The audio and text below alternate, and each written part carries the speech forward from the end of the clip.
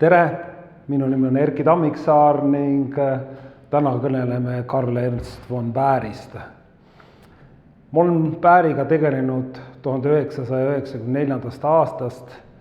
mil mind võeti tööle Eesti Teaduste Akadeemia Zooloogia Botaanika Instituuti, mis praegu on Eesti Maaülikooli Põllumajandus- ja Keskkonnainstituut. Aga Baeri maja, mis oli siis toona Zooloogia Botaanika Instituudi allharu, on täna siis Teadusele uurimise keskus Eesti Maaülikooli koosseisus. Baer on Eesti mõistes ja ka maailma mõistes ikkagi erakordne teadlane ning temast võib rääkida tunde ja teha väga erinevaid ettekandeid. Täna teeme siis üks üldise ja vaatame, kas kõnelda tema veel mingi eri teemades ka spetsiifilisemalt, aga nüüd võib-olla kõige üldisem, et mis on tema tähtsus, selle tõttu ka ma panin, et eestimaalane maailma teadustipus, et kuna ta ju Eesti rahvusest ei olnud, siis kasutan sõna eestimaalane. Baer sünnib siis vana kalendri järgi 17. veebruaril 1792 Eestimaa kubermangus Piibe mõisas, mis on ka tegelikult ekraanilt näha siis Põhja-Eestis, täna siis Põhja-Eestis. Ja kui me mõtleme ja vaatame seda maad toonasel ajal, siis tegemist oli päris vaese kandiga. Ta tundis seal ennast, see majanduslikult oli ta vähe arenenud, õnneks kuna 1703 oli asutatud Peterburi linn, siis tee Tallinnast Peterburi läks ja see oli ainus, mis siis tegelikult nagu rikkust maale tõi ning eelkõige siis tuli see rikkus või raha tuli tegelikult viina müügist ja viina põletamisest. Ja siin on küll näha Palmse mõisa viinaköök, aga ka Kiltsi või tähendab Piibe mõisal oli oma viinaköök ja mitmel pool mujalgi neid viinakööke oli. Nii et see tegelikult tõi raha ja andis tegelikult heaolu just siis Põhja-Eesti piirkonnale, Lõuna-Eesti nii hästi nagu hakkama ei saanud, aga kui me vaatame koole, siis tegelikult neid peaaegu ei olnud, et ainuke oli rüütelkonna kool, mis oli siis Tallinnas ja mida nimetatakse siis täna toomkooliks. Baer siis oma esimesed, siin on mul pandud ka üks, Baer ju sünnib küll Lasila või sünnib küll Piibe mõisas, aga ta viiakse Lasilasse koos oma vennaga, sest et isa vennal ei ole mitte ühtegi last, ning Baer viiakse siis koos oma vennaga Lasila mõisa, kus ta siis tegelikult ka üles kasvab. Ning esimesed 7 eluaastat elab ta seal, ning ta tegelikult ei teagi, kes on tema vanemad. Ja tema onu tahab teha temast siis sõjaväelast, aga selle Baeri onu naine oli siis üks saksa paruness, kes tegelikult lapsi tal ei olnud ja kes tegelikult Baeriga väga armastas ja kaitses teda erinevate asjade eest, aga raamatuid oli selles, tegelikult ainult mõned üksikud, ja ainult üks oli, kus oli siis loodusteaduslik ka või mõned pildid sees ning siin on see pilt ka näha, see on siis Albrecht Düreri kuulus litograafia ninasarvikust, mis levib siis pärast seda, kui Konrad Gessner, kuulus Šveitsi teoloog ning loodusteadlane, paneb siis loomade ajaloo raamatusse sisse selle lito aastast 1551. Düreri õnnetuseks ta ei olnud mitte iial seda looma näinud. See loom jõudis Indias Portugali kuninga kingituseks ja tegelikult sealt viidi see paavstile omakorda kingituseks, aga ta uppus tee peal ära, aga paljud olid näinud ja rääkisid sellest kuulsast loomast ja Baergi ütleb, et näed, et tema nägi, et tal on üks sarv on siis nina peal ja teine on siis selja peal. Ja Baeri tegelikult hiljem 1864 oma autobiograafias kirjutab ta siis niimoodi.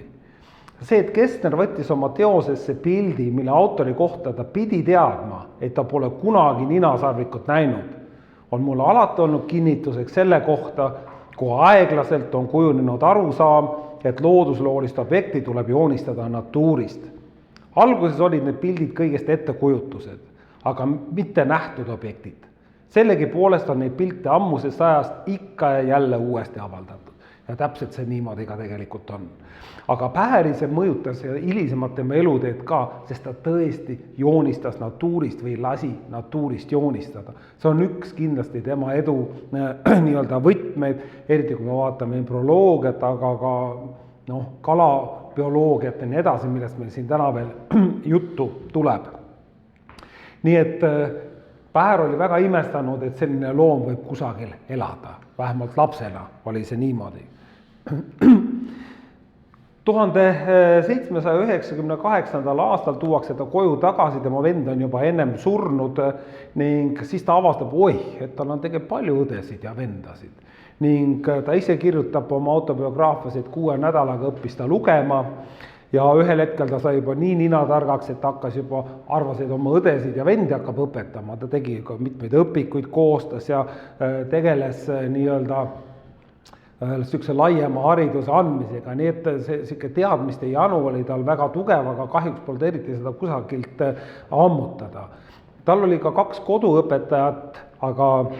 esimene oli Steingruber ja teine oli siis Glanström, kes oli võetud siis Piibe mõisa laste nii-öelda siis koduõpetajaks ja see Glanström tahtis õppida Tartu Ülikoolis meditsiini. Arstiteadust sa said õppida ainult siis, kui sa tegelikult ka botaanikas mingisugune aimdus oli, sest see oli toona kõige tähtsam alusteadus ka siis arstiteaduse jaoks ravintaimedega seoses. Ja Pähär meenutab, et see oli umbes vist aasta 1804, kui ta nägi ühel hetkel, et tema nii-öelda koduõpetaja käib ühe raamatuga ringi ja teise käega kisub välja niimoodi erinevaid taimi. Ja siis ta tahtis seda raamatut hirmsal kombel omale saada, aga tuli välja, et see on laenutatud, see oli siis Johann Friedrich Wilhelm Kochi ühes pastori kirjutatud, kes oli Magdeburgis siis nagu ametis, oli siis botaaniline käsiraamat kirjutatud siis Saksa taimeteaduse siis austajatele. Ning ta saigi selle ning hakkas ise innustunud kohe taimi niimoodi määrama, aga kahjuks see raamat ei olnud süstemaatiliselt muidugi nagu väga hea ja tal õnnestus ainult 50 taime vennaga suure hädaga ära määratleda. Nii et esialgu see väga edukalt tal ei läinud, aga ta sai paremaid raamatuid ning tegelikult kahjuks need kogud ei ole säilinud. Pähär on väga mitmete taimede esmakirjeldaja tegelikult Eestis, et mõned üksikud on säilinud. Nii et taimeteaduse vastu tunneb ta tõsist huvi ja oleks tal elukaar nagu paremini läinud või oleks ta rohkem vedanud, olekski temast tõenäoliselt ka botaanik saanud, aga kui me vaatan teisi tähtsaid loodusteadlasi, kas või Charles Darwinit, siis nad kõik alustasid tegelikult botaanika. See on nagu kõige lihtsam viis loodust nagu tundma õppida. Ning siis 1807. aastal läheb ta siis lõpuks Tallinnasse, Tallinna Toomkooli, oma autobiograafias kirjutab sellest ta väga palju, sest Eestimaa Rüütelkond hiljem 1864 maksab tema nii-öelda autobiograafia kinni ja siis ta leiab, et ta peab kirjutama just oma Eestimaa elust nagu rohkem ja kooliharidusest nagu laiemalt. Üldiselt ta kiidab Tallinna Toomkoolis oma elu ja on väga rahul, seal ta hakkab niimoodi raha koguma ja isegi ütleb, et kõhu kõrvalt, et raamatuid niimoodi korjata, koguda. Ta on bibliofiil, tal on väga suur raamatukogu, osaliselt on see Peterburis, osaliselt on siin ka Tartu Ülikooli raamatukogu, selge embroloogia ning geograafia ajalooalased teosed, alates seal 16.–17. sajandil, väga varaseid töid on tema tööd ja 90. aastate algus isegi histoloogia siis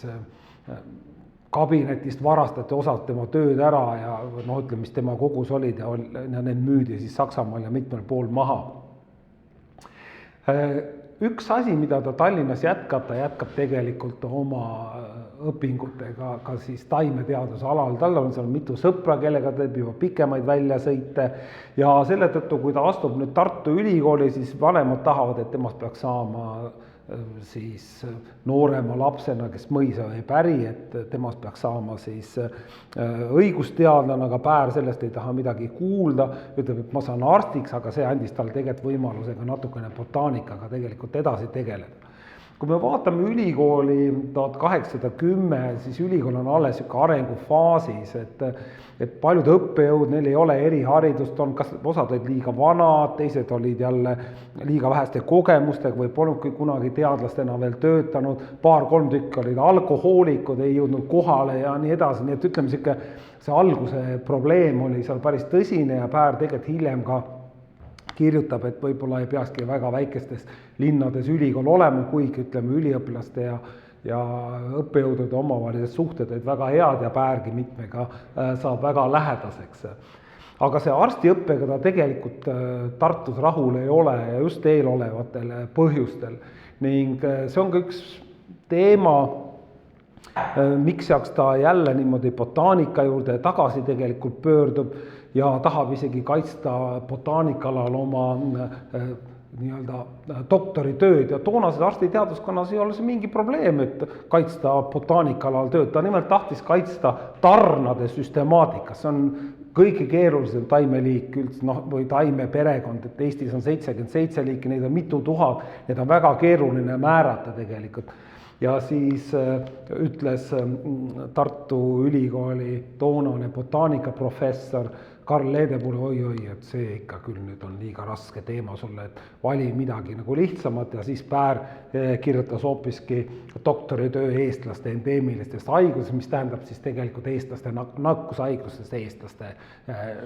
mille ta siis nagu valmis kirjutas. Ja kui me mõtleme tänapäeval doktoritöö kirjutame käib mitu aastat, siis Vene impeeriumis oli, neid seadusi veel ei olnud ja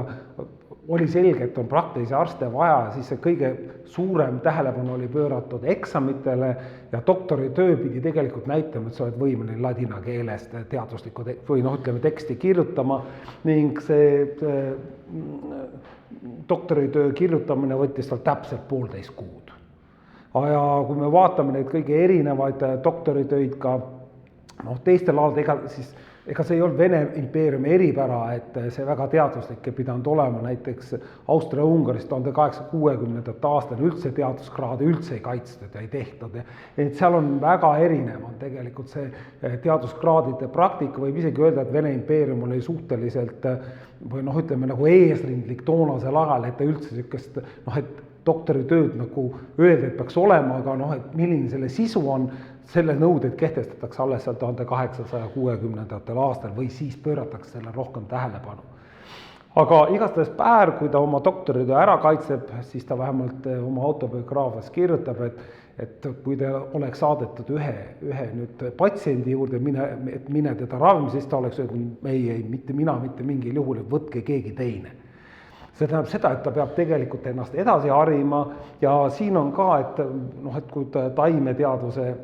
mida Päär siis tegelikult nagu tegeles, on,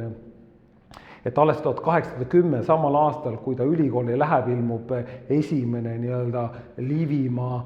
ülevaade taimkates, kus on juures ka siis nagu pildid, et mida ennem nagu ei olnud, et üks Fischer kirjutas ka 18. sajandi lõpul juba, aga siis veel neid asju nagu ei olnud. Nii et Päär leiab, et selleks, et arstina töötada saaks, tegelikult tuli teha ka praktika, Eestis ju haigleid või toonasel Eestimaal ja Liivimaal selles mõttes ja ütleme Tartus nagu sellised haiglad ei olnud, neid alles hakatakse ehitama tegelikult sellel ajal. Nii et talle praktikat nõuti, et ta peab tegema ja ta teeb selle praktika, otsustab teha välismaal ja läheb selleks Viini. Ja Viinis pidi olema toona maailma kõige paremad arstid.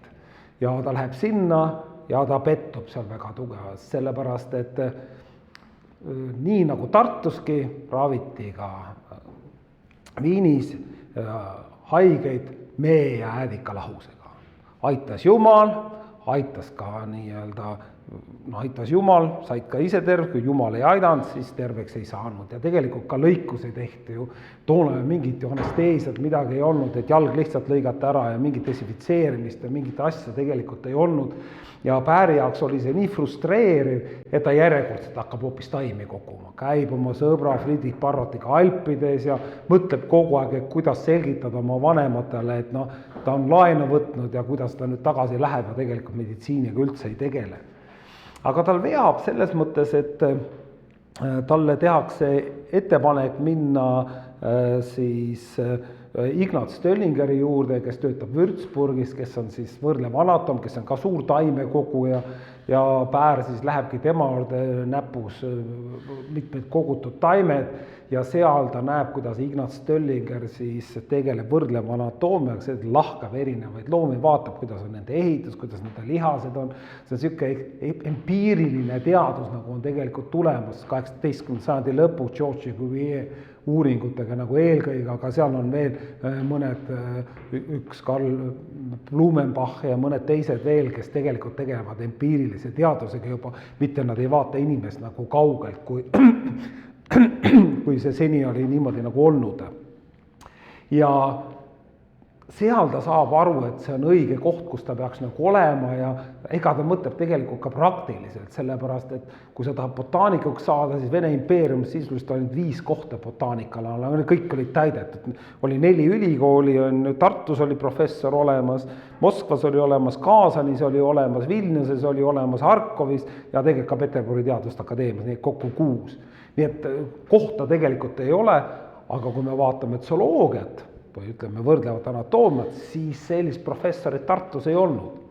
Ja ka teistes Vene ülikoolides veel toona ei olnud, oli loodusajaloo professor, see oligi tegelikult ju see sama Leedepur, kes seda botaanikat õpetas, aga ta pidi õpetama ka zooloogiat ja geoloogiat, aga nendest 2 teisest erialast üle ei käinud. Nii et see oli tegelikult nagu võimalus ja Päär saab aru, et see võiks olla tegelikult üks tee, kuidas nagu edasi liikuda.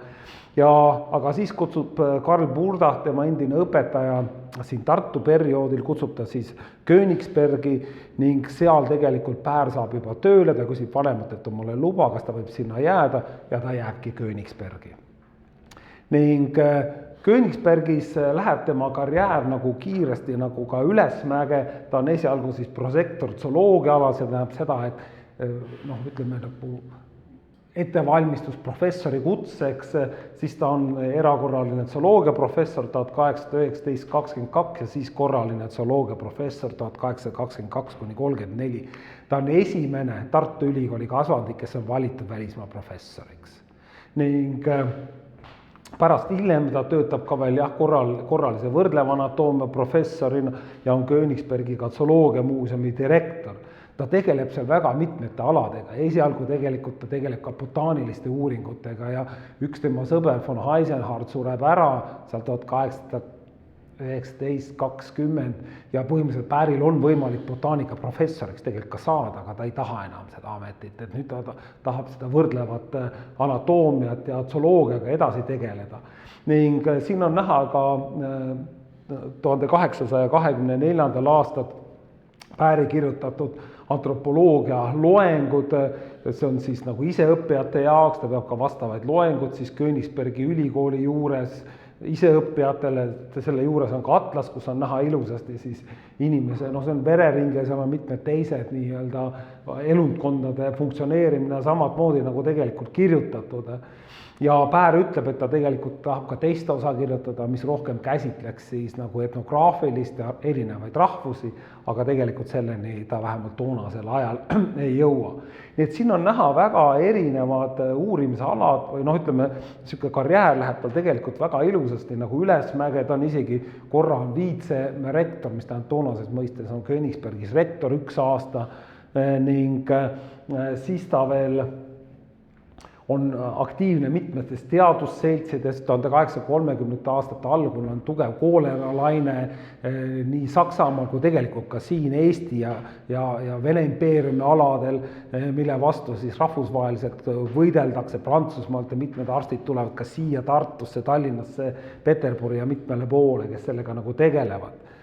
Ning ka Päär tegeleb sellega. Ja 1820. aastate lõpus Päär tegeleb aktiivselt nüüd embrüoloogiliste uurimustega juba ja loodab väga kiiret nagu edasiminekut, aga tegelikult ma kohe varsti räägin, et see nii kiiresti nagu ei lähe. Ja ta ühel hetkel nagu frustreerub ja otsustab, et läheb hoopiski Peterburi ära ja ta on valitud seal juba korraliseks akadeemikuks ning tegelikult töötabki umbes 1830, natuke üle poole aasta Peterburis, aga siis saab aru, et ei, et embrüoloogiliste tööde jaoks nagu ei sobi ja läheb tagasi Königsbergi, kus talle antakse, kui ennem ta ei saa zooloogiamuuseum, oli tal nii-öelda rendimaja, kuhu ta kõik kiiresti kogus täis erinevaid loomi, kartes, et võib-olla mõned liigid surevad välja, neid enam maailmas ei ole. Siis nüüd Königsbergi ülikool annab talle raha selleks, et ehitada zooloogiamuuseum. Kahjuks ma nüüd lõpuks leidsin ühe pildi sellest, aga Saksamaalt ma pole seda veel kätte saanud, et siin on näha nüüd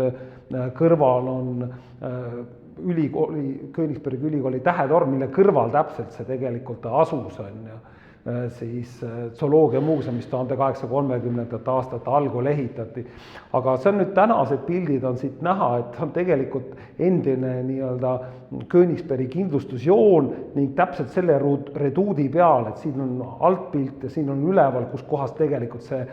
reaalselt nagu ka zooloogiamuuseum siis asus, et kahjuks ei ole muud pilti siit nagu näidata. Nii et Päär on Königsbergis äärmiselt aktiivne ning kõige olulisem töö, mis ta seal teeb, teiste kõrval on siis tegelikult nüüd võrdleva anatoomilised uurimised, millega ta rajab siis võrdleva embrüoloogia kui teaduse. Ta teeb väga aktiivset koostööd oma sõbra ja endise siis õpetaja Karl Friedrich Burdachiga, kellel on niisugune suur ambitsioon anda välja ülevaade füsioloogiast kui kogemusteadusest ning siin on ka kirjas, et siin on Karl-Ernst von Baer, Heinrich Radke ja mitmed teised tegelikult nagu kaastööd teinud selle jaoks. Ning kui nüüd Baer jõuab oma embrüoloogiliste uurimustega sinnamaale, eriti just koera, erinevate selgroogsete, ütleme, siis loodete arengu uurimisega, siis tal on valmis üks tekst, ja tegelikult, ütleme, ta annab selle siis oma õpetajale Karl Friedrich Burdachile, et ta selle siis füsioloogias avaldab, aga Burdach lööb selle teksti segamini. Ta teeb nii, kuidas tema ise arvab, et see peaks nagu olema ja teeb nagu sellise ühtse teose, umbes nagu oleks see tegelikult nagu sisuliselt tema oma. See solvab Bääri niivõrd, et ta võtab selle oma töö sealt tagasi ja mõlemad mehed lähevad siis pärast seda tegelikult ka tülli oma vahel ja mõlema autobiograafias nad tümitavad, ütleme, üksteist siis seoses selle teemaga, et kes milles nüüd nagu täpselt süüdi oli. Ja Baer siis otsustab, et ta avaldab oma uurimistöö üksinda, ta näitas ka 1827, ta avastab siis ja demonstreerib, kuidas ta on koera nii-öelda siis munaraku avastanud. Ta sai küll hästi, tal ei õnnestu sellepärast, et koer oli väga rasvane ja see sisemus ja ei saanud hästi ta näidata, aga lõpuks ta oma arvates ikkagi suutis nagu ära tõestada seda, mida ta nagu näidata tahtis. Ja 1827. aastal ilmub siis see De Ovima maailm et hominis kinesi, see on siis, kus ta esimesena siis räägib niimoodi loote arengust ja püüab näidata selle erinevaid etappe. Siin on näha nüüd tegelikult 2 litot, üks on siis arhiivist nii-öelda veel parandustega ja teine on siis nagu ära trükituna ja oleme ausad, et siin tegelikult ei ole ainult kanaloode või siin on väga erinevad looted, küll on konna ja need esimesed pärinevad üldse Prevost'u ja prantslaste ja teiste nii-öelda uuringutest, tal enda uuringuid nii palju nagu ei olnud, nii et selles mõttes see töö iseenesest on tänases mõttes väga väärtuslik, aga ta oli selles mõttes nagu poolik. Ja Baer ise saab tegelikult ka aru, et selgroogsete muna uurimisel on ikkagi kõige keerulisem see viljastumise nagu aeg, et täpselt nagu kindlaks teha. Et selle tõttu tundub talle lihtsam, et tegeleda tegelikult kanalootega. Sest kanamune võib saada rohkem, sellega oli ka tema üks sõber Christian Pander juba varem tegelenud. Sul on vaja ainult raha, et mune osta, selleks, et neid uuringuid nagu läbi viia ja mune kogu aeg siis erinevates staadiumites uurida. Ja 1828. aastaks on ta siis tegelikult nii kaugele jõudnud, et ta avaldab siis loomade üldise arenguloo ja mis on oluline, vaatlus ja refleksioon või mõtisklus. Et see ongi see, mida ta tegelikult kogu aeg nagu taotleb, et ta peab pöörama tähelepanu siis esialgu vaatlemisele ja selle tegelikult mõtestamisele. Ja tegelikult on see selles mõttes ka oluline, et kui vaadata nüüd hilisemat asja, siin väga palju aitab teda tegelikult saksa filosoofia kui selline ja need filosoofilised põhimõtted, mida ta on sealt endale nagu omandanud. Sellepärast, et kui nüüd vaadata, see on niisugune, kui tal olid mitmed nii-öelda nagu konkurendid, kes siis vaatasid mehhanitsistliku Descartesi nii-öelda nagu filosoofia järgi, et niisugune mehhanitsistliku filosoofia järgi ja tänu sellele see filosoofiline mõtteviis ei andnud nii palju võimalusi tõlgenduses kui saksa filosoofia ja see oli tegelikult Baery suure edu üks tulemus ja miks ta tegelikult lõppkokkuvõttes need tulemused saavutab. Ja tegelikult oli ju muna, see on kõige alus, et sellest on ju kõige varasemast ajast, kas on muna või kana, kumb on ennem. Ja kui seni oli tegelikult ikkagi arvatud, et see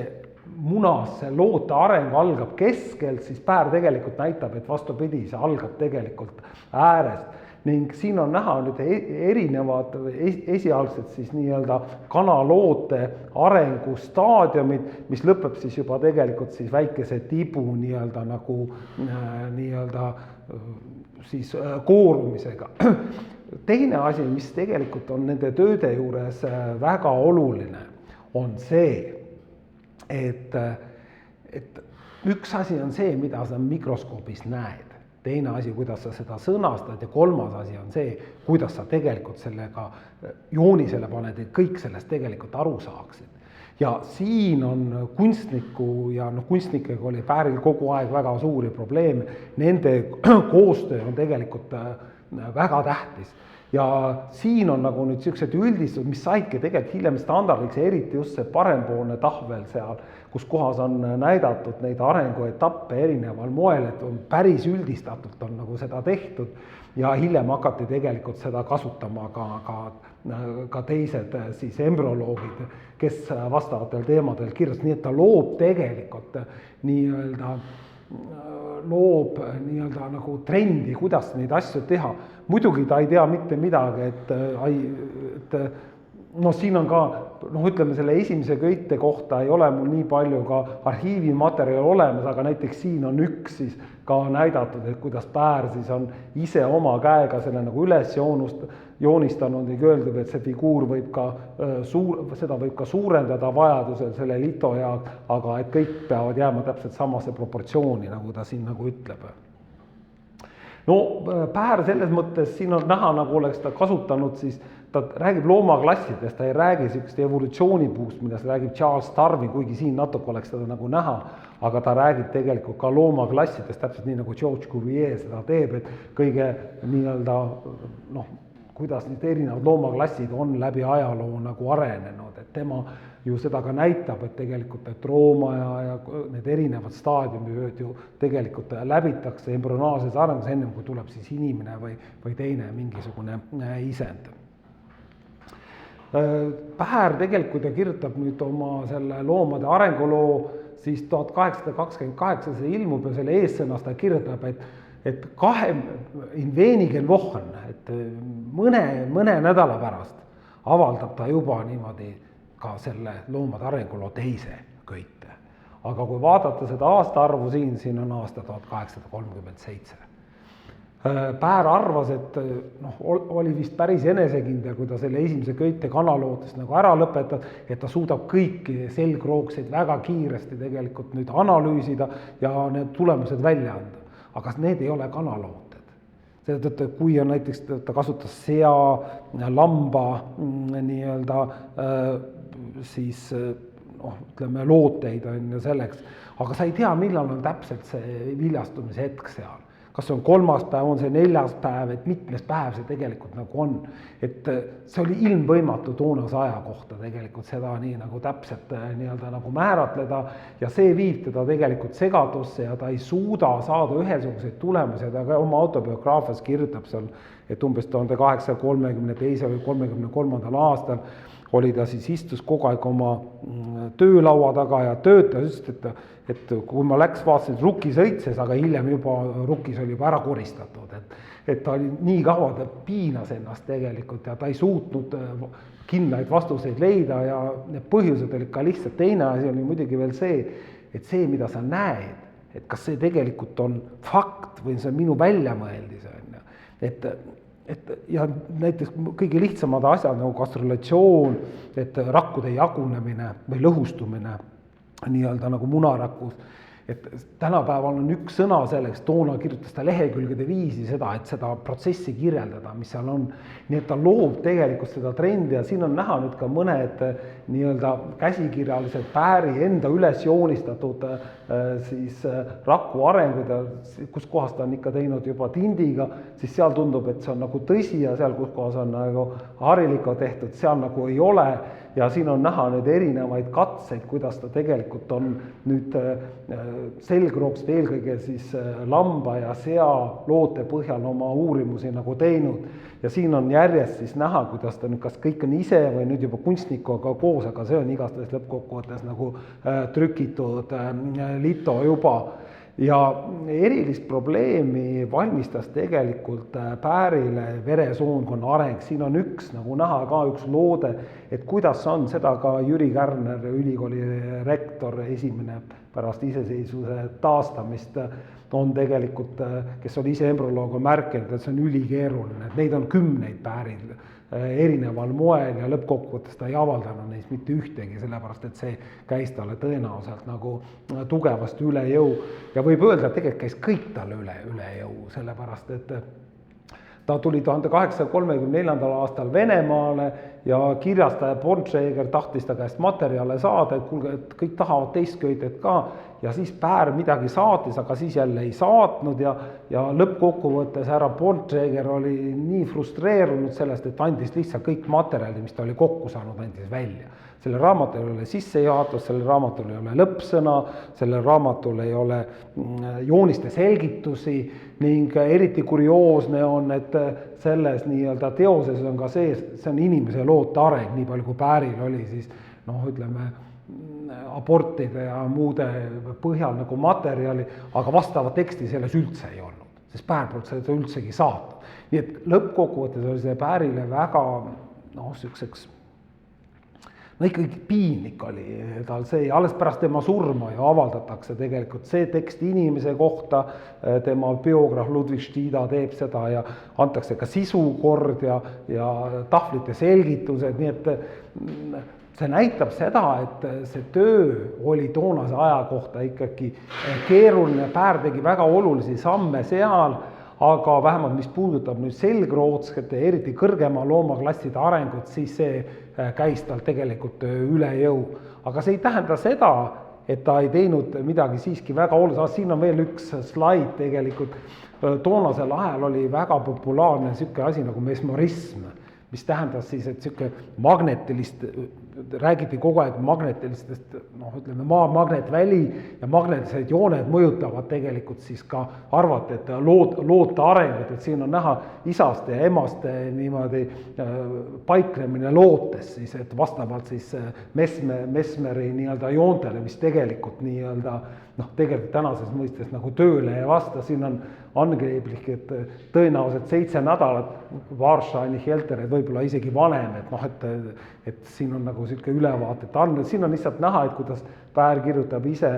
siin on tal 1820. aastate käekirja, 1830. hakkas ta rohkem alates, kui ta Peterburis oli, hakkas ta kirjutama siis kooti ja ladina tähtede segu, mida mõnikord isegi natukene nagu raskem lugeda.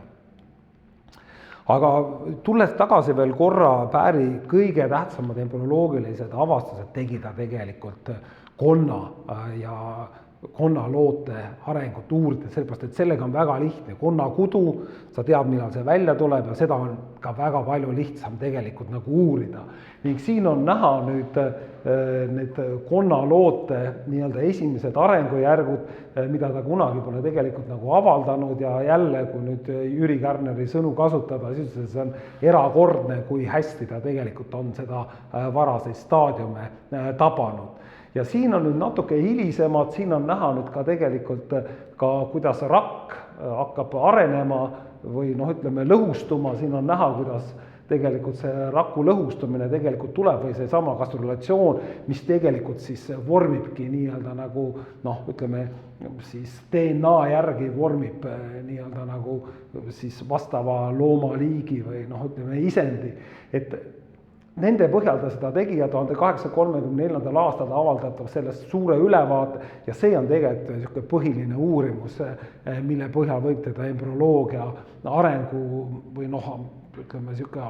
aluseks pidada, sest ta näeb kõige varasemaid staadiume ja suudab neid normaalselt nagu tõlgendada ja neid idulehti ja kõik, mis selle arenguga seoses nagu tegelikult tulevad. Ja 1840. aastate keskpaigast 1845 täpsemalt käib ta tegelikult veel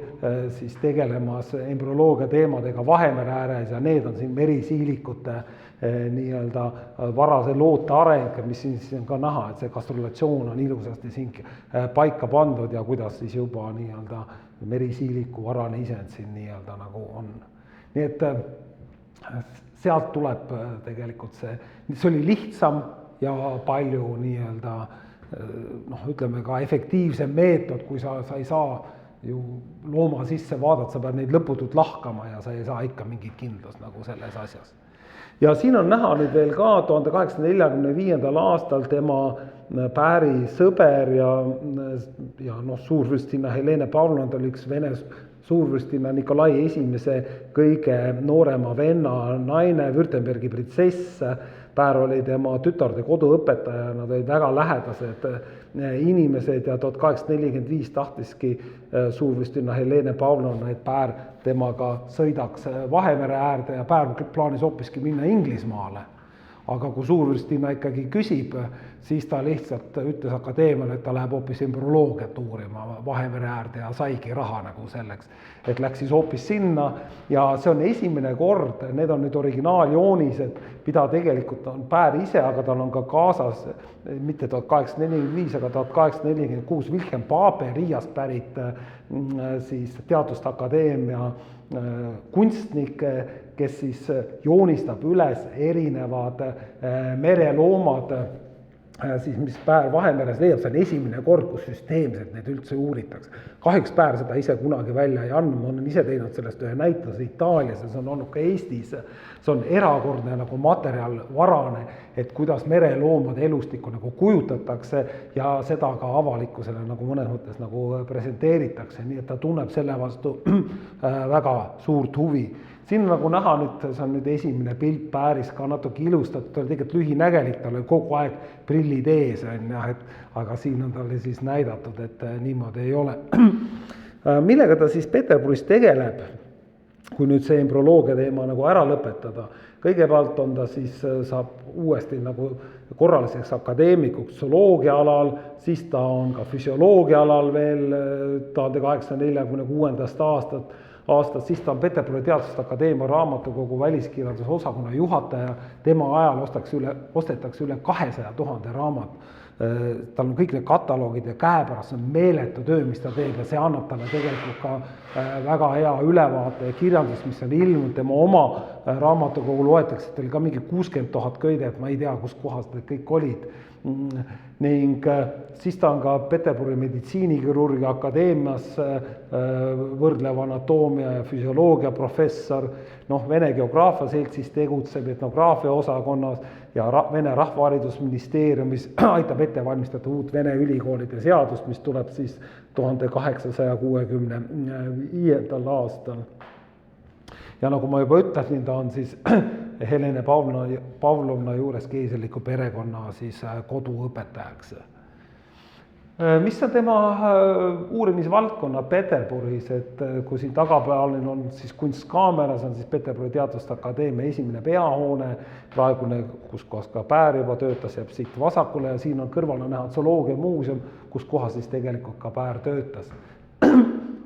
kõigepealt tegeleb ta väga palju rakenduslike uuringutega, füüsilise geograafia uuringutega, eelkõige polaarteemad, etnograafia-alased uurimused, kalabioloogia uurimused ja füüsiline antropoloogia uurimus ning kõike ta tegeleb tegelikult siis vaheaegadega, ei ole niimoodi, et ta järjepannu kõikide nendega tegeleb ja siis võtab teise ala, ei, need on nagu läbisegi. Siin on näha ka üks väike kaart, et kus ta nagu käis, et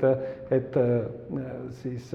Nova Zemljal, Koola poolsaarel, siis Kaspia mere ääres, Aasovi mere ääres, Soome lahel, Läänemerel tegi uuringuid ning loomulikult mitmed korrad Lääne-Euroopas pea kõikides riikides, mis vähegi võimalik. No Päär ise tegelikult oli väga tugevasti, nagu ma ütlesin, Saksa juba filosoofiast mõjutatud, ka natuurfilosoofia oli talle oluline, aga ta oli teleoloog oma vaadet, et seda peab kindlasti ütlema, et ta näeb, et loodus kogu aeg areneb nagu täiuslikkuse poole ja ta leiab, et inimene ja inimkonna kohustus on tegelikult aidata ka neid vähem arenenud rahvaid ja tegelikult väga paljuski valitseda ja aidata olla vastutav tegelikult nagu looduse eest, et inimene on looduse kroon ning inimese eksistentsi toetavad madalamal arenguastmel olevad looma- ja taimeliigid, kelle järglaskond on palju suurem, millest siis kõrgemad loomaliigid saavad elada, näiteks ta toob kalasid, toob sellele näiteks ja veelgi väiksemaid nii-öelda loomaklasse, ainurakseid ja nii edasi, kes siis tegelikult aitavad nagu kõrgematel loomaliikidel siis nagu eksisteerida ja Päär näeb, et tegelikult inimkond, kes on siis looduse nagu pea, tegelikult vastutab kogu looduskeskkonna eest, mis tähendab seda, et tegelikult tuleb seda mõistlikult kasutada ja see on ka üks põhjus, et miks ta võib-olla hiljem Darwini teooriaga läheb nagu vastseisu, sellepärast ta näeb, et inimene peab ka vastutama erinevate liikide nagu säilimise eest, et kõik ei käi ainult nagu olelusvõitluse kaudu, et mõnes mõttes ta on niisugune tänase looduskaitse eeskõneleja olnud ka oma nii-öelda töödega, millest veel mõned nagu räägin. Nii et, ja muidugi ta näeb ka, et ta on niisugune Malthuse teooria pooldaja, et inimeste nii-öelda arv kasvab geomeetrilises progressioonis, aga toiduvarud ainult aritmeetilises progressioonis, ning ta näeb tegelikult ka, et paljud liigid seetõttu on hävinud, see on ka üks põhjus, miks ta kõiki liike kogu aeg kogub ja leiab, et muuseumisse tuleb kõik kokku koguda, me ei tea kunagi, kas enam see tulevikus muidu on olemas, et hilisemad põlvkonnad saaksid neid uurida. See on tegelikult tema üks kreedo erinevates muuseumis, kus ta töötab nii Peterburis kui ka ennem Königsbergis juba, et seda ta kindlasti näeb. Ja Päär tegelikult leiab ka, et võib-olla peaksid ühel hetkel inimesed Euroopast lahkuma ja minema Aafrikasse, aga õnneks ta ei tea, et tegelikult viljakus ja ütleme, saagikus tõuseb nagu väga suurel määral. Et tegelikult seniaani seda vaja pole olnud, aga see ei tähenda seda, et liigid välja ei sure. Ning liikide väljasuremisest see teema on tegelikult talle väga oluline, tema on esimene, kes siis uurib materjalid teises Kamtšatka ekspeditsiooni kohta, mis räägib, kus kohas siis Georg Friedrich Steller avastab Stelleri meriveise komandori saartel ning pärast seda muidugi suured laevastikud, nii kui see teada sai, pöördusid kohe sinna ja hävitas Stelleri meriveise väga kiiresti ära, selle tõttu, et saada sealt siis rasva, mis siis põletati Euroopa linnade tänavatel ära ning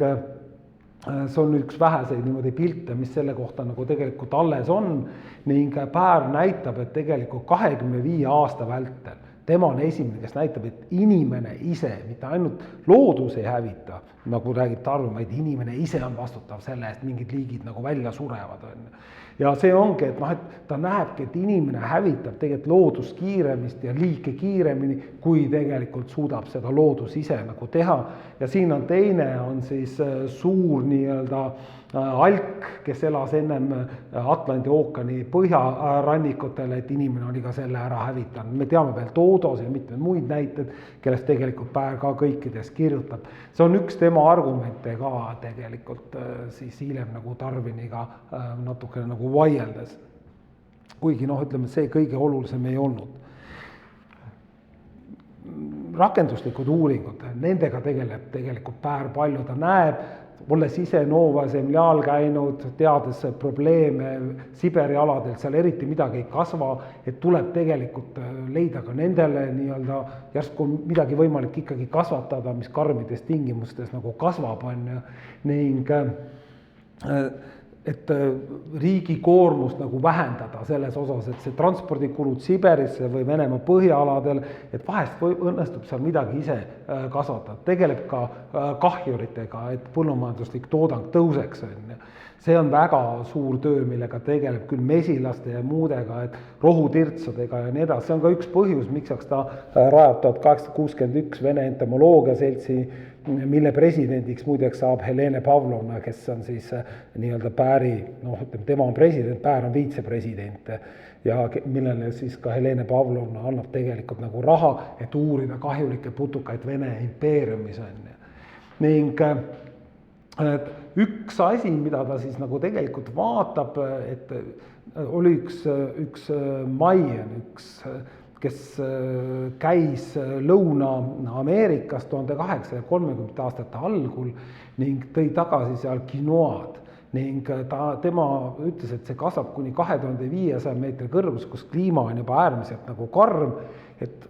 et järsku saaks seda kasvatada. Et järsku saab nüüd Arhangelskis ja mujal seda tegelikult kasvatada ja Päär lasi seda tuua siis Venemaale ja seda kasvatatigi Arhangelski kubermangus ja ka siin Eestimaal. Eestimaal kasvas quinoa väga hästi,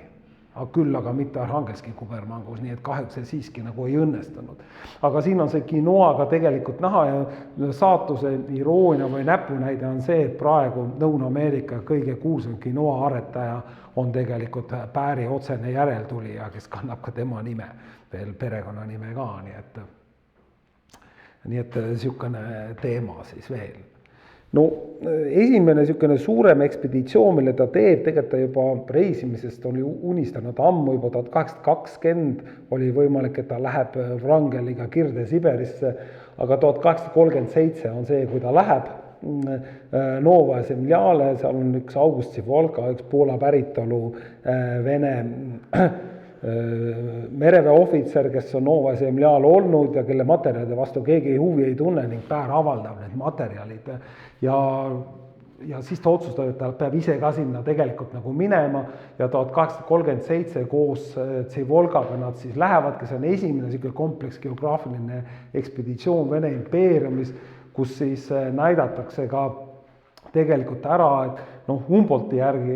pidi juba seal olema igavene jää ja külm, aga Päär tõistab, et tegelikult seal on ka looma- ja taimeliike elavad ja vaatamata vegetatsiooniperioodi lühidusele õnnestub neil seal siiski nagu ära elada ning need tööd, mis ta hiljem sellest avaldas, terviklikku uurimust ei teinud, kuigi ta jälle lubas seda teha, siis need tõlgiti väga mitmetesse keeltesse ning isegi Indias avaldati osaliselt töid, et ei tea küll, miks sinna vaja oli neid. Ja nii, et need olid niisugune klassikalised uurimised siis Nova Zemlja kohta. See on ka tegelikult eraldi teema, kui nüüd Vene polaaruurimist vaadata, siin on palju olulisi aspekte, aga ma ei hakka siia praegu sisse minema. No, miks ta üldse sinna Nova Zemljale nagu läks? Üks põhjus oli see, et kui ta veel elas Königsbergis, siis Friedrich Bessel, Wilhelm Bessel, kuulus saksa astronoom, kellega nad olid head sõbrad seal Königsbergis ja käisid üksteisel külas kogu aeg, siis ta oli kogu aeg Päär ei uskunud, et vaal saab pursata vett. Ta tahtis seda tegelikult isiklikult nagu näha, see tal muidugi nagu nüüd õnnetub selle ekspeditsiooni ajal ja ma ei teagi nüüd täpselt, kuidas sellega on, aga see Georg Wilhelm Pape, keda ma tegelikult siin mainisin, on siis pärast Pääri ekspeditsiooni joonistatud üles hülgeid ja vaalasid on ju, aga kas nüüd, kuidas original, kas Päär võttis nahad kaasa või tal endal mingid eeljoonistused olemas, väga ei oska nagu öelda, aga Papega teeb Päär väga palju nii-öelda nagu koostööd, ma juba näitasin 1840 aastatel, ka 1830 aastatel on ka mitmete teiste nii-öelda suurteoste, näiteks esimeste ülevaadet Venemaa siis putukatest on selle jooniste või litode autor, nii et on väga palju teinud ning üks selline inimene pidi kaasas olema, kui sa tahad nagu häid teadustulemusi saada, sest fotograafiat ja veel tegelikult sisuliselt ei olnud. Ja siin on näha nüüd ka siis Pape koostatud ülevaade Vaala nii-öelda skeletist täpselt jälle siis Pääri jaoks pärast 1837. aasta ekspeditsiooni. No 1840 läheb Päär uuesti tagasi Lapimaale ja ka tegelikult loodab, et ta saab ka Nova Zemljale, sinna küll ei õnnestunud tal minna. See on tema oma käega tehtud kaart, see on siis Ribatše poolsaare või saare juures, on siis täpselt Norra-Vene piiril ka tänasel päeval, mida siis Päär on siin üles võtnud, lihtsalt nagu üks illustratsioon, aga mingi väga suuremaid teadustulemusi ma selle kohta ei maini. Küll peab rääkima ühest teisest teemast, milleks on igikelts ning 1828. aastal hakkas üks kaupmees Šergin Jakutskis kaevu kaevama, et igal pool Venemaa ja Euroopa osas olid ju kaevud, et noh, et teadis küll, et seal on maa külmanud, aga miks ei peaks ikkagi vett nagu kätte saama. Ja ta kaevas seda kaevu kuni 1837. aastani. See kaev oli 116 meetrit sügav.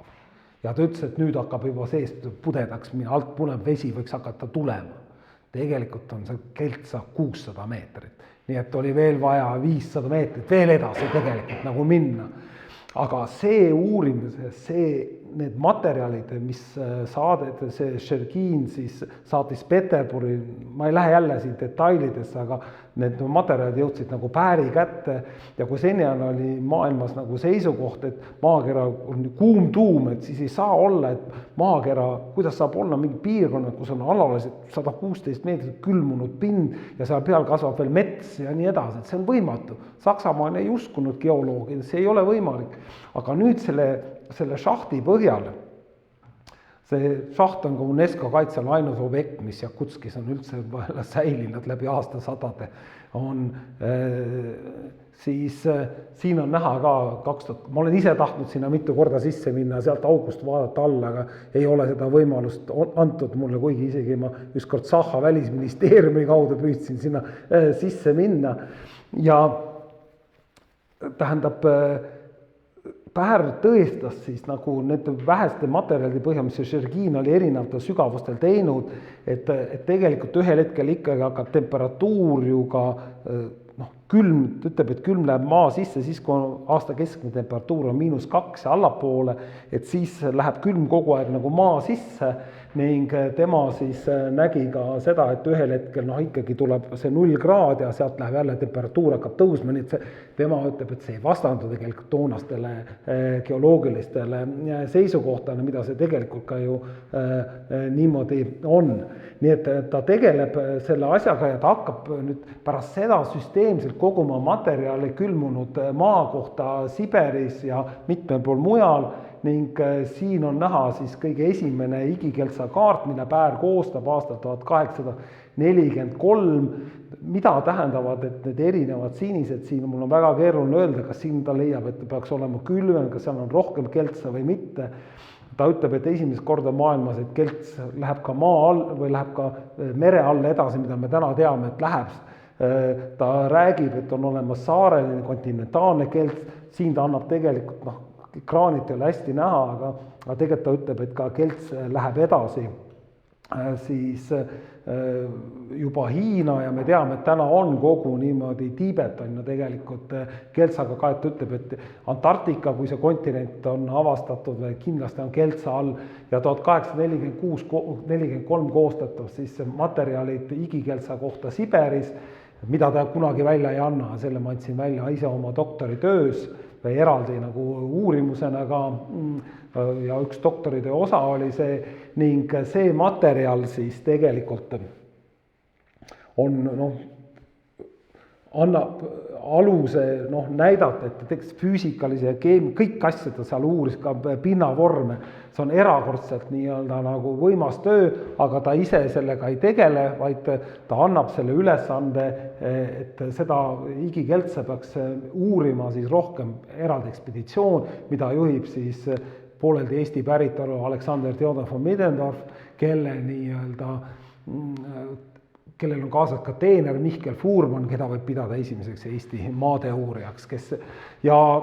ainult 2 inimest julgebki sinna sisse minna, Middendorf ise ja tõenäoliselt siis Middendorf käskis ka oma teenril Mihkel Fuurmannil sinna sisse minna. Kujutage ette kitsas ja kui sa sinna pangega sinna lähed, see on Middendorfi raamatust, on ka joonis, et kui sa lähed ja mõõdad erinevate sügavuste neid temperatuure, see on päris suur katsumus, ütleme niimoodi. Ja ütleme ka selle kaevamine juba ise, et seda sai ainult talviti teha, sest siis läks värske õhk, suvel läks sinna CO2 sisse, sa ei saanud seal tööd teha, ainult talviti sai tegelikult tööd teha. Nii et seal on mitmed aspektid, et ka tehnilised ja muud, et see on selles mõttes erakordne uurimus, mis nagu tehakse ja Pääri saab pidada sellega seoses Igikeltsa uurimiste alustajaks nagu maailmas. Teine teema, mis sellega kohe seostub, on tegelikult mammutid. 1799 avastati Leena jõe suudmes Põkovski neemel mammut, aga alles 1806 suudeti sinna minna ning siis toodi see mammuti jäänused toodi siis Peterburi ning pandi üles, siin on näha nüüd zooloogia muuseumis Peterburis ja kui palju siin inimesi on, see oli kõige suurem üldse, ütleme, atraktsioon Peterburis, vähemalt loodusmuuseum, mida tuldi üle maailma vaatama. Et siin on see näha, üks baltisaksa kunstnik on selle teinud ning tegelikult selleks ajaks oli juba teada, et mammutid on välja surnud, George Cuvier tõestas just selle sama Adamsi mammuti põhjal, et see niimoodi nagu on. Ennem arvati, et suured loomad, jumal on nad loonud, kusagil nad veel elavad. Et kindlasti nad kusagil on olemas, aga vastupidi, nüüd see Päär tõestas, või seoses sellega, et Cuvier tõestas, et see tegelikult niimoodi ei ole ja need mammutite küsimus oli ka Igikeltsaga seotud, kus kohas see mammut täpselt leiti, kas see leiti jääaja jäänukis, jääs või oli see Keltsas, kuigi Päär ütleb, et Keltsas see kindlasti on, nii et seal on väga palju ja mitmeid teemasid, mis seostuvad veel selle Igikeltsa uurimise kui sellega, mida Päär tegelikult nagu asutab, aga see on täiesti eraldi teema, millest võib-olla peaks hiljem rääkima. See ekspeditsioon, mida Päär tegelikult nagu organiseerib ja mille kohta ta kavalalt avaldab ka Peterburi ajakirjanduses ja erinevaid materjale, need ilmub ka Inglismaal ja Saksamaal ja mitmel pool mujalgi ning Middendorf saab kuulsaks, see on esimest korda, kui üks Vene või maadeeuurijat üldse nagu võetakse austusavaldustega vastu, brittide juures oli see kogu aeg niimoodi ja nüüd Middendorf on kuulus. Ning see suur õhin, mis sellega tekib, annab Päärile võimaluse rajada siis Vene geograafia selts ning selle ta siis ka tegelikult nagu teeb ja teda ise huvitab siis Vene väikerahvaste uurimine, just liivlaste uurimise ta algatab ja tegelikult ka teised väikerahvad huvitavad teda, ta aitab ka Streeni ja mitmeid teisi uurijad, kes Siberis soome-ugri rahvaid näiteks uurivad, aga ütleme, see baltisaksa teaduspool, kes seda seltsi on nagu asutanud ja vene rahvuslased teiselt poolt, kes tahavad, et rohkem vene asja uuritaks, viib lõpuks konfliktini ning 1848 Päär võetakse siis etnograafia osakonna juhataja koha pealt maha. Ta küll jätkab seal tööd, aga siis läheb rohkem nagu vene rahvuslike asjade uurimiseks, Vene geograafia seltsis ja tegelikult saavad ka vene rahvuslased mõju siis Vene geograafia seltsis. Nii et niisuguste asjadega tegeleb ta ka. Kui veel vaadata ühte nüüd küll natuke hilisemat geograafilist teemat, millega Päär tegeleb, see on jõgede kallaste uuristamise seadus, mis näitab, et põhjapoolkeral uuristatakse ära jõe siis parem kallas, kui nüüd vaadata ekvaatori poole, vasak kallas, kui ekvaatori poole vaadata, siis ja lõunapoolkeral nagu vastupidi, et Päär kirjutab sellest nagu päris palju ja näitab, et Coriolis'i jõud on sellega nagu seotud ja üks Babinee veel ka teda toetab, aga tegelikult selle teema üle vaieldi väga kaua ja palju ning lõplikku selgust tegelikult ei olnudki. Et kas näiteks, kui ka nüüd ekvaatori suunas jõed, mis ei liigu põhja-lõuna suunas, kas seal ka see seadus tegelikult kehtib ja siis lõpuks tuli Albert Einstein 1926. aastal, kirjutas täpselt 3 lehekülge teksti ja tõestas teeklaasis, et see seadus kehtib igas olukorras. Nii et oli vaja siis Nobeli preemia laureaati, kes seda siis ära tõestaks. millega jälle kui praktilised uuringud, et mille juurde ma nüüd kohe jälle lähen, on siis Läänemere soolsuse küsimus. Nimelt Peterburi intelligents ja kõrg seltskond soovis kogu aeg Austriat süüa. Aga Austriat tuli nii kaugelt tuua, et et see oli väga kallis, et siis kas ei saaks siin samas Läänemeres seda teha ja siis Päär ütles, et ta võib seda asja uurida ning ta tegigi siis kogu Läänemerel ekspeditsiooni ja tõestab, et tegelikult ikka, et soolsus on selleks liiga madal, et ei ole võimalik meie aladel Austriat kasvatada, nii et tuli ikka seda kaugelt edasi nagu tuua. Ja muideks Päär tegelikult, et kui mitte ära unustada, et kui ta 1862 nagu akadeemiast saab nagu auliikmeks ja hiljem ta kirjutab ka, et akadeemiale heideti kogu aeg ette, et nad praktiliste uuringutega ei tegele. Tegelikult ainult sellega või väga paljuski sellega just tegelebki. Ja ütleb, see oli ka jälle Vene slavofiilide ja ütleme sakslaste ja vaheline nagu võitlus, mis tegelikult see teaduses on 19. sajandi tegelikult kogu aeg. Ja siin on võib-olla üks kõige olulisemaid valdkondi, vähemalt millega ta ka veel tegeleb, need on kalabioloogilised uurimused Peipsi järvel. Nimelt Eesti talumehed, õigemini Vene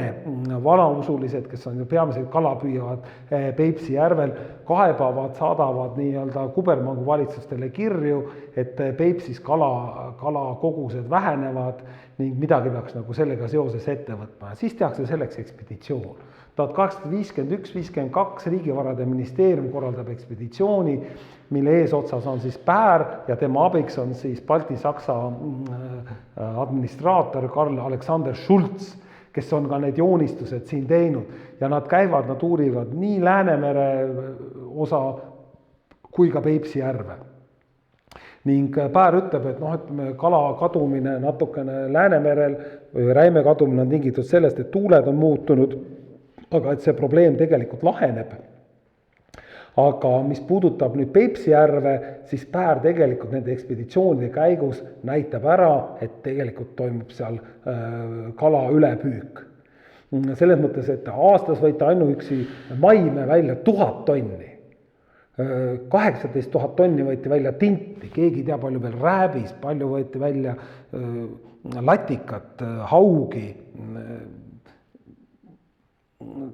ahvenat, koha, kuigi koha toona palju ei olnud, sest vesi oli siis palju külmem. Anger, selle kohta ülevaade tegelikult nagu puudud. Ja Pääril oligi see, et tuleb uurida seda, et palju tegelikult kala välja võetakse, et oleks mingi tasakaal nagu selles. Ning ta teeb siis ka suuremad ettepanekud selleks, et kuidas seda asja nagu lahendada, paneb võrgusilma suuruse paika ja paika ka selle, et püügikeelu ajad, millal ei tohi tegelikult nagu kala püüda. Ja 1859 saab sellest tegelikult siis ka nagu seadus. Ma ütlen, et seda väga ei järgita selle tõttu, et seda pannakse kohalik politseimeister nagu nagu valvama või tema peab seda korraldama, aga tema oli täiesti kogukonna rahast sõltuv, ta sai palka nendest samadelt kalameestelt. Nii et see ei toiminud tegelikult väga hästi, aga vähemalt seda katset tehti. Ja siin on näha nüüd erinevad nii-öelda püügi, kuna Päär ise ei joonista, aga ta saab aru, et nüüd on neid joonised vaja ja Schulz siis need teeb, et siin on näha nüüd siis on need majakesed, mida siis kasutatakse puitsõrestiku peal ja ülelöödud kasetohuga. Siin on siis kolle, siin on tegelikult vints selleks, et noota välja tõmmata ja siis, kuidas ta seest nagu välja nägi. Ja mehed töötasid seal siis artellide kaupa, 16 meest ja 8 hobust. Näete, et 3000 meest oli talvel, kes püüdsid kõik kala ja muidugi talvel oli kõige parem ka neid püüda, sellepärast siis nad ei läinud halvaks, seda sai hästi nii-öelda kiiresti või see nagu transportida ja said sellest nagu paremat hinda. Kui suvel sa püüdsid tonni rääbeis, siis sisuliselt pidid sa kohe realiseerima, sul ei ole kusagil seda hoida nagu. Ja siin on näha nüüd erinevad, ka näiteks kõik sikuška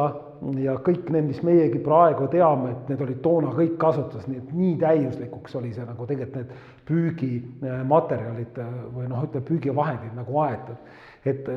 Ja Päär kirjutab sellest nagu raporti ja tegelikult siis tellitakse, et tegelikult peaks uurima ka kalandust Kaspia merel, mis oli nagu musta kalamarja saamise koht ja kus väga palju rööpüüki ja kõike oli, et mis oli ka keisrile endale väga oluline ning 1853 kuni 56 see tegelikult toimubki. Ning selle käigus Päär käib nii Kaspia läänekaldal, idakaldal, põhja- ja lõunakaldal mitmel pool ta käib, eriti just ka Volga suudmaa-alal uurib ja selleks valmib siis ka pikem raport, mis ilmub 1850ndate lõpul, 1860 aastate algul ja mille juurde antakse välja spetsiaalne, tal on spetsiaalne kunstnik kaasas, et antakse välja juba spetsiaalne kataloog püügiviisides, on erakordselt väärtuslik nii-öelda ülevaade siis Vene kalastuse ajaloost ja Venemaal on alati, kui teised rahvad püüsid eelkõige siis ookeani peal on kala, siis Venemaal sisemered ja suured järved mängisid kalapüügis väga suurt rolli ja siin on näha ka, et küll on ujuvõrk ja põhjavõrk ja erinevad, et see on erakordne, milliseid nii-öelda püügiviis oli välja arendatud siis kala püüdmiseks nüüd Kaspia merel ja Volga suudmaal ja siin on näha, et sisuliselt ka võib ütleme nagu kahvaga, et kala nii palju, et sai ka kahvaga sisuliselt välja tõmmata, et siin on ja ka ütleme talvel siis ka, et väga erinevad moodused, kuidas see nagu käis. Aga Päär teeb tegelikult ka ettepanekud, kuidas lahendada siis kogu seda, siin on ka näha näiteks erinevad, ütleme veel vahendid ja ka paadid, mida kasutati, siin on näha näiteks ka hülge rasva sulatamine, siis suve ajal, talvel tehti seda siseruumides, nii et ja siin näiteks on huvitav, kus kohas on selline aedik, kus siis punast nii-öelda kala kasvatati, et mida siis sa ei saad õigel ajal nagu välja võtta ja ka turule siis nagu paisata, et nagu mõnes mõttes nagu tänapäevane kalakasvatus.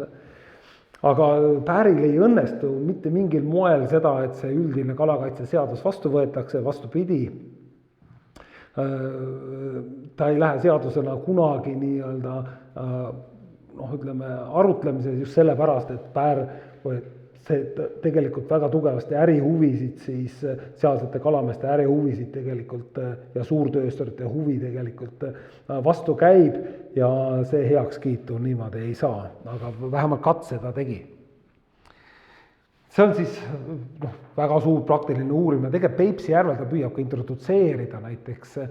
lõhet Peipsi järve selleks, et see sööks rohkem tinti ära, et rohkem oleks latikaid ja teisi suuremaid kalu, see tegelikult ei õnnestu, isegi püügikeeluajad kehtestatakse ja nii edasi, aga see ei aita tegelikult, sest nad ei tunne seda bioloogiat toonasel ajal nii hästi. Ja on veel üks suur teema, millega ta tegeleb, see on siis füüsiline antropoloogia.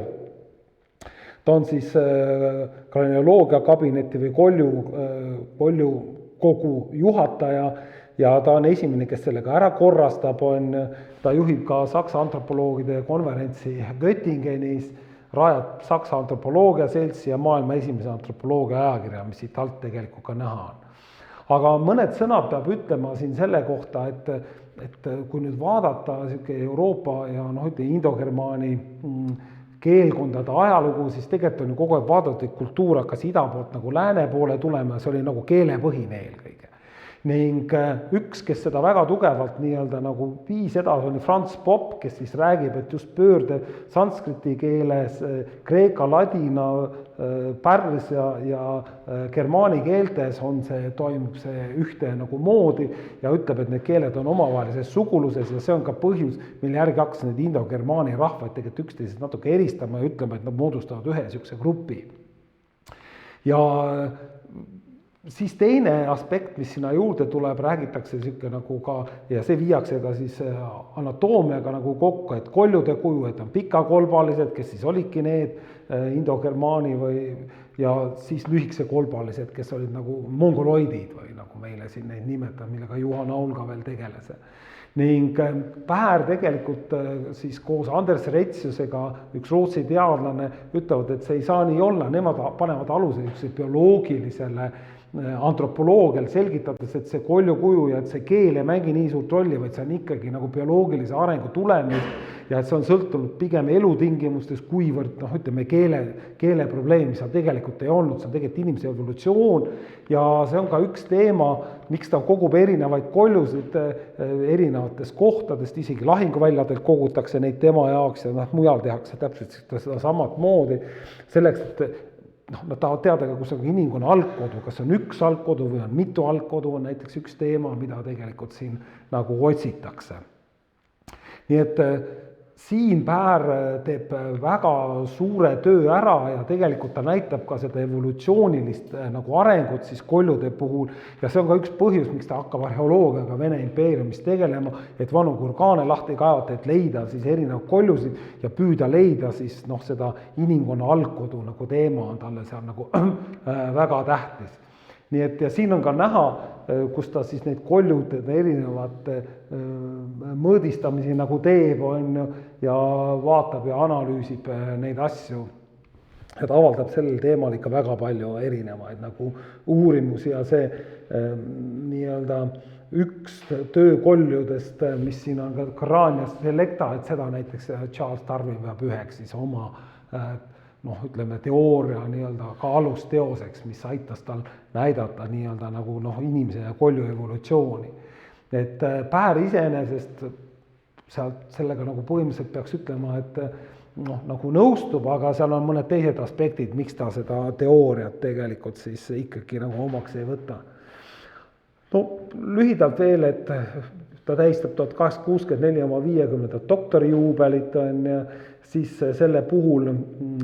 kogutakse raha, et tema nimeline preemia asutada, siin on näha ka see 3 hõberubla suurune või mis maksis 3 hõberubla, siuke vasest siis või münt, mis või tehti või medal ning seda ostsid väga paljud ja siin on kogus päris palju raha ja ka üks eestlane Kreutzwald näiteks andis ka selle jaoks 3 rubla ning rajatagi Pääri siis preemia suurte saavutuste eest loodusteadus alates 1867 oli siis seal oli hõbemedal, kuldmedal ja kuldmedalit on 2 tükki, üks neist sai siis Alexander Theodor von Middendorf ning tema medal see on, mis praegu asub Saksamaal, et rohkem ei ole neid kuldmedaleid üldse teada ja hõbemedaleid ma ei ole ka näinud ühtegi. Igatahes seda juubelit tähistatakse nagu väga suurelt ja ka õigustatult. Päär on toonasel ajal, teda nimetatakse juba Põhjamaa Humboldtiks pärast seda, kui Alexander von Humboldt 1859 sureb. Nii et ta igati väärib seda suurt tähelepanu. Ja 1867. aastal tuleb ta lõpuks siis Tartusse, ta tahab tegelikult varem tulla, tal ei ole sobilikku maja tegelikult ning siis parasti Preilid Freimannid ehitavad linna äärde esimese maja, mis jääb toona linna äärde, see on siis täna ka näha Kassitoome poolt on ning Päär siis üürib selle esimest korrust ning ta saab ka veel 3000 rubla eraldi, keiser annab talle nagu sellist raha pärast seda juubelit ja täpselt ta kasutab selle ära ja sureb pärast seda, kui see pension on nagu ära kasutatud. Ja teisel pool on siis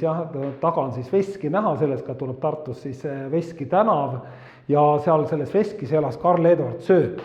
Ja tema on ka seda mälestusi kirjutanud sellest, kuidas Pääril oli siin roosiaad ja kuidas ikka niimoodi Karl Eduard või Sööt oli seakarjus ja kuidas need sead ikkagi pääsesid seal lahti jooksma ja tuhnisid kõik selle roosipõõsalt sealt ülesse ja Päär olevat neile vitsanud, aga ta oli tegelikult juba pime siis, et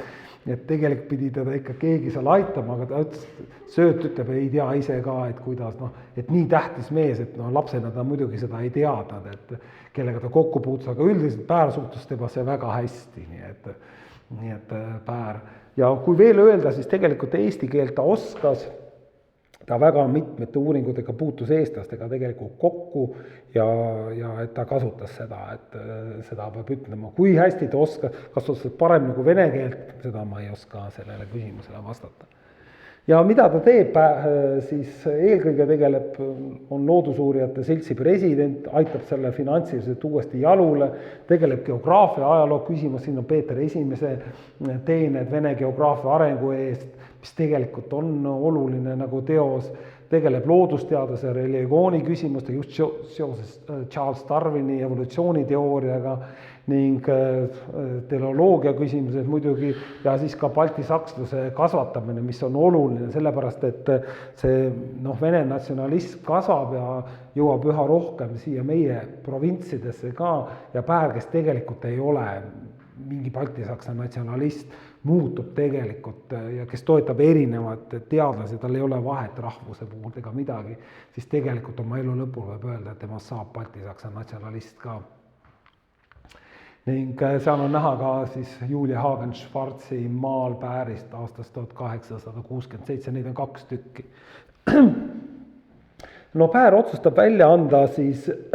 loodusteaduste alaseid või oma kõned välja anda ja oma uurimused, mida ta on teinud, et neid kokku nagu võtta ja 1876. aastal ilmub siis neist kõige olulisem, mis on juba Darwini õpetuse kohta, nagu näete, ta ütles siin teooria, ta räägib õpetusest ja põhjus on ka selles, et ta ütleb, et ta pigem on see hüpotees, et seal on mitmed ta tunnistab iseenesest, et see kõik on nagu, mida Darwin kirjutab, et tegelikult ei ole nagu vale, aga ta ütleb, et meil ei ole selliseid üleminekuid veel leitud, et kus maost lind tuleb, et artrüpsi polnud veel tegelikult avastatud. Ta ütleb, et põhimõtteliselt selle tõttu ta ütleb hüpotees ja muidugi talle hakkab väga vastu see, et Darwin vaatab, et inimene on põlvnenud ahvist, ta püüab seda kogu aeg tegelikult nagu ümber lükata ja toob ka erinevaid selliseid jooniseid selle kohta, et miks ta niimoodi nagu tegelikult nagu arvab, aga sellel on tegelikult hoopis teistsugune ja sügavam põhjus.